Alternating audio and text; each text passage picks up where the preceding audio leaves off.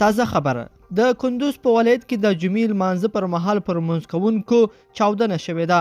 په دغه چاودنه کې څومره خلکو ته مرګ ژوبله اوښتې ده، دغه چاودنه چا کړې ده، جزئیات په ویډیو کې وګورئ او چینل سبسکرایب کړئ. السلام علیکم لیدونکو، ستړي مشئ.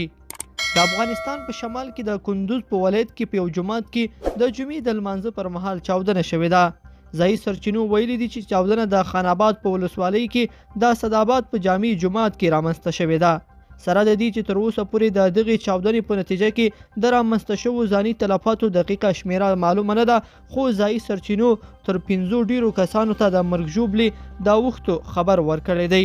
د برید مسؤلیت تر اوسه پورې چا په غاړه نه دی اخیستی.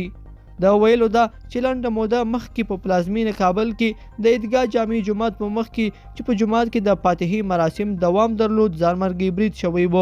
په دې برید کې په لسګونو تنو ته مرګ ژوبله اوښتې وه. د برید مسؤلیت د داعش ترهګرې ډلې په غاړه اخیستی و، خو د دې برید مسؤلیت تر اوسه پورې کوم چا په غاړه نه دی اخیستی. بل پلو د کډوالو او بیرته راستنېدونکو چارو وزارت وایي چې له کابل څخه ولایتونو ته د کورنیو بې ځایه شوو ستنېدل پیل شوي. د کډوالو چارو وزارت وایي چې تر اوسه 2.5 کورنۍ ثبت شوي دي چې له مرستو او همکاریو وروسته به بیرته خپلو ولایتونو ته ستنې شي. ګڼې کورنۍ په تېرو 2 میاشتو کې خپلو سیمو کې د جګړې له کابله کابل ته راکډې شوې وي. لیدونکو په دې هیله چې دا مطلب به مو تر پایه لیدلی وي. که مو ویډیو خوښه شوې ویډیو لایک کړئ او چینل سبسکرایب کړئ. تر بیا ښه وخت.